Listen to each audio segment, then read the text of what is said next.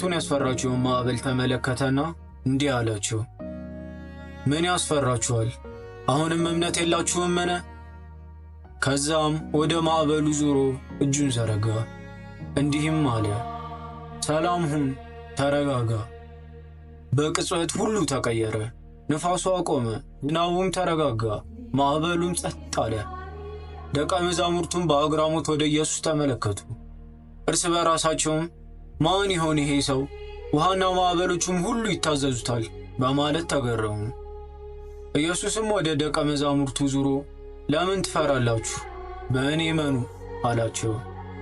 ማዕበሉ ደቀ መዛሙርቱን ኢየሱስ ምን ያክል ኃይል እንዳለውና ሁሌ በሱ ማመን እንደሚችሉ አስተማራቸው። ሁሌም ኢየሱስ እንደማይተዋቸውና እንደሚንከባከባቸው አመኑ።